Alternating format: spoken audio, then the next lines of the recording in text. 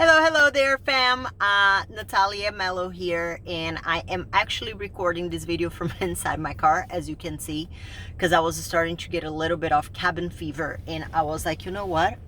Even if I don't get out and don't go anywhere, I need to, I don't know, drive around the block. I just needed to get out of the house, and I thought that this would actually be a perfect time to talk a little bit about everything that is going on. And I understand that this is a challenging time, not only for me, but for all of us. It's funny because, not funny, but it's interesting that this is something that it is literally affecting everybody's lives. The coronavirus, if you don't know what I'm talking about, the coronavirus and being quarantined and social distancing and all of that. And what I do, I'm constantly working with people virtually, sometimes in person, but I'm always in contact with people and listening to people and trying to solve problems with them and trying to help them accomplish their goals. And one thing that I have been noticing is a lot of people focusing on everything going on around them and everything that they do not have any control over. What is happening in around the world, it's not something that we can control. Like the being quarantined, it's not something that we can control. Social distancing is not really something that we can control if we want all of this to stop. So I thought that it would be a good idea to create a little video to give you like five things, to remind you about 5 things that you can control, that you have control over. So the first thing that you have to remind yourself that you do have control over is your thoughts and your feelings. And this is not saying that you're not allowed to have feelings, you're not allowed to be a little bit freaked out. Heck, I am freaked out about it, about the whole thing sometimes too. And I'm like, okay, what's going to happen? Like not only health-wise, but with the economy and with like my business and with everything, like my client's business and like my husband's business, all of that. But we have to understand that we are allowed to have feelings and we are allowed to have thoughts, but we cannot let these feelings and thoughts dictate how we live our lives. We have those feelings, we have thoughts, and then we let it go. Like we have control about the way we feel and about the things that we think about. So if you're constantly kind of trying to focus on all the negatives and all the things that you cannot do, you are gonna drive yourself nuts. Like you're literally gonna drive yourself to insanity. So try to reframe your mind and reframe your thoughts and reframe your feelings. I don't like being told what to do. So the whole stay at home, don't go anywhere, it's really something that I find quite challenging. But I have been working on myself on a daily basis to reframe my mindset, reframe how I look at it. Okay, awesome. I'm going to be spending more time. Let me try to find more activities that I can do with my family. And I'm going to be spending more time with my husband and with my kids. And maybe we can make this a little bit more fun. So I think that just reframing how you look at things will make this whole experience a lot more of a learning experience than a traumatic experience. The second thing is that you can control is your attitude. As I said in the previous point, you do not have control about anything that is going on around you. You are, unless you're creating vaccines, unless you're creating, like you are, I don't know, a scientist that it's like in the development of whatever it is that is going to cure coronavirus, you literally have very little control about what is happening around you. One thing that you have control is how you respond and your positive attitude towards it. I'm gonna use a lot of things from my clients and myself as an example. I have a client who she was freaking out about the whole home workout thing, and she's always trained from the gym, and I'm the same way, so I could very much relate to what she was saying. And I was like, just try the home workout and you're gonna see how it's gonna make you feel. And the first day that she did the home workout, she's like, oh, it's not gonna work. She went to it with a negative mindset, and I was like, you need to reframe your mindset and you need to go with a positive attitude, because if you keep on looking at the things around you as a negative thing, you are going to start to believe that everything is negative. And the thing is that we don't really have an option of training anywhere else right now, because all the gyms are closed pretty much everywhere in the United States and pretty much everywhere in Europe. If I'm not mistaken, some places in Australia are starting to close as well. So we either look at what we can do with a positive mindset, or we are gonna you're gonna be up to misery for as long as this whole thing lasts. This morning I woke up and I'm like, crap, I'm not gonna do anything. I'm not gonna leave the house. I'm gonna have to train from home. And then I took a moment for myself and I'm like, stop. You do not have control about everything that is going on around you, but you have control over your attitude towards what is going on around you. And honestly, I probably had one of the best workouts that I've had in a long time from the kids' playroom. That's where I created my gym, my home gym, like a couple sets of dumbbells and bands and elliptical that I bought on Facebook Marketplace. But anyhow, so it's all about changing your attitude and the way you look at things, because ultimately, as I said, we do not have control over what's going on around us, but we have control over our attitude towards it and how we respond to it. The third thing that that is something that you have control over is to avoid toxic people and toxic things. And I feel like one of a big thing that I find that is quite toxic is the news. And I'm not saying for you to be completely oblivious to what's happening around you and to not watch the news at all. It's not what I'm saying. But I just don't want you to become so obsessed with watching the news 24/7 that loom and gloom. Because one thing that we need to remember is that humans, the way we are designed, we get the way we behave and the way that we respond to things based on those around us. If there are people around us that are freaking out, our natural response is to be like, holy crap, something's happening, I gotta freak out too. So whenever we're and another thing is the media is always trying, they need our attention, and they need to exaggerate a few things. And I'm not saying that all of this that is going on, it's exaggeration. It's not what I'm saying. But they have to keep on repeating these stories and making interesting to get our attention. And a lot of times being so consumed by all of that all the time can make us anxious and start to lose control a little bit about our feelings and how we see everything that is going on around us. So watch your TV, watch the news, see what's going on, but don't become consumed by it. And I think that is the same thing with social media. You see all these people, they're absolutely panic mode and become so frantic that you try to stay composed and try to stay controlled, but it's hard because all these people around you are going freaking bananas.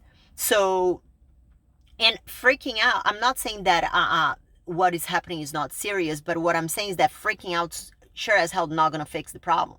So try to avoid these toxic type of behaviors and these toxic things that are constantly on TV and sometimes on social media as well. Um, the fourth thing is, another thing that you can control is exercise. One thing that I'm seeing very often is like, I don't like working out from home, so no. Um, mm, I like I think that exercise goes way beyond just the physical appearance, or getting your summer body or whatever the hell you want to call.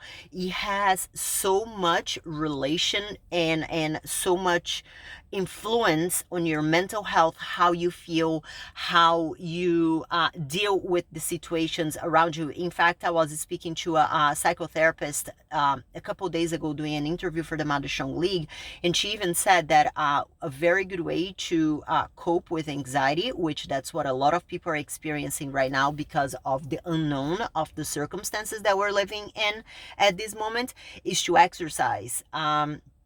And I think that with so many gyms closed, people are just like throwing in the towel and being like, oh, what's the point? The point is that, one, from a physical appearance standpoint, you don't want to go back to what you've worked so hard to. Like, you don't want to go back to the starting point of something that you have worked so hard to accomplish, like your fitness, your health, like, I don't know, getting to a weight that you're comfortable in, being with a body that you are confident in. You've worked very hard to get here. You don't want to get here and just be like, who cares? Oops. Oh, God, destroy my car. Oh, who cares? Who gives a crap? Like, I'm just gonna eat all these snacks and I'm not gonna exercise. You have control over your exercise. It might not be pretty, it might not be optimal, it might be you doing deadlifts with jugs of water. Whatever it is that you need to do. If you do not have, like, I'll add a little list of some home gym equipments that you can have. They're pretty affordable, and you can order from Amazon, or you can buy in a local store if the local stores are still open and maybe you have to go for some food and then you can stop. I wouldn't recommend going just to get this, but if you're going to get food, then it's a good option to maybe go to your local store and see if they still have dumbbells. But I'll write a little list for you of things that I would suggest that would definitely help you get a good workout at home. But your workout and movement and moving your body and going for a walk, these are all things that you have control over. You cannot control what's going on outside there, but you can control how many steps you take in a day. It doesn't matter if you're taking laps around your house. You can control taking 30 minutes to work out. And people think, oh, but I don't know how to work out from home. I don't like, join some kind of home workout program, and people will be like, oh, but it's like, it's an expense. It is not an expense. This is an investment in your health and well-being, because for many, many people, and if you're watching this video right now, you're probably into fitness. For us who are into fitness, exercising, as I said, goes way beyond the physical appearance, and it has a lot to do with your mental health. So, like, if you look at this as an investment in not only your physical health but your mental health, and for you to be able to give your best to those around you, they're gonna be stuck with you 24/7. You need to feel and be your best. If you're not feeling and being your best, you are gonna be a pretty shitty person to be around. So make sure that you are taking care of yourself, and don't look at like joining like, try to find something that is fits your reality right now. But I know that it's easy to use pricing and stuff as a reason to why not, especially given the uncertainty of the time. But I think that this is a little bit more than just, it's not just an expense. It is an investment in your mental health, your physical health, and your well-being, and of those around you. And you have control over that. The other thing is, the fifth thing that you have control over, it's how much you eat. Okay, people are like, one of the biggest things that I see people talking about, it's like, oh, I cannot find anything in these stores. I'm not finding the healthy foods that I'm used to. I'm not finding, I don't know, the vegetables that I'm used to eating, blah, blah, blah. And I get that, because again, we are all in the same boat. I am stuck with my kids 24/7 at home. I just like went out for a drive around the block because I was like getting a bit tired of looking at everybody in the house. But so I went for a drive around the block. But we're all in the same boat. So there are ways that you can maximize the cards that you have been given right now. So you might not have control of what you're eating because like variety is limited in your local grocery store and stuff like that, but you can have control of how much you're eating. So if you only have foods, they're a little bit more high in calories and what many people might call as like bad food, a lot of processed food. I personally don't see anything wrong with these foods. They are like, most of the time they're quite high in calories, and that's why people might think that they're horrible. But in normal circumstances, if you're consuming it in like moderate quantities, you should be fine. But now I think it's a special situation. So if that's all you have and you want to maintain your progress or maintain what you have accomplished, you have control of how much of that freaking food you put in your mouth. Nobody is holding you down, pinning you down to eat all the freaking snacks that you bought for 2 months and that you've probably eaten in 2 days. So you have control over how much you eat. Get an app, get MyFitnessPal. See how many calories you're eating. If your goal is fat loss, make sure that you're in a calorie deficit. I've written a whole blog about calorie deficit. I talk about calorie deficit all the time. Fat loss can only be achieved with calorie deficit. But if you feel like you're a bit anxious and there are many things going on right now for you to focus on a fat loss diet, that's okay too. You can focus in maintaining it, but for that, you're also going to need to track your calories. And if you feel like you're not moving as much, it's probably going to happen if you are locked in the house in quarantine and you don't have many places to go to.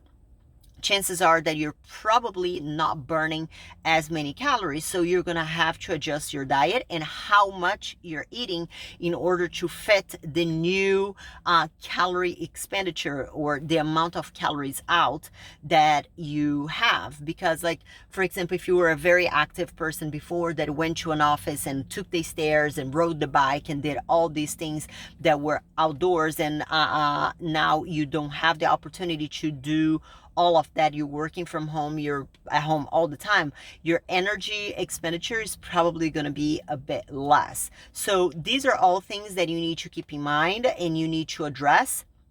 And these can be controlled by how much you eat. So just to do a quick recap of the 5 things that you do have control right now when everything else is out of your control. Number 1 is your thoughts and feelings. Number 2, your attitude towards everything that is going on. Number 3, you have control to avoid toxic people and toxic things. Number 4, you have control to exercise. You are a healthy person, hopefully. You are able, you have like, even if you have like this little tiny space. I have a client in Los Angeles that she is stuck in a very small apartment and she's still making ends meet. I had another girl, Colleen, who she literally got the lobby, like she lives in an apartment and she didn't want to do like jumping ropes and stuff like that because of her neighbor downstairs. She found a little spot in her like stair region where she could do all of her workouts. So if there is a will, there is a way, and you can do it. And finally, last but not least, number 5 thing that you can control is how much you eat. You might not have control on what you're eating because variety is quite scarce right now, but you can have control of how much of the food you're eating. Let's all remember to keep a positive mindset and to work on ourselves.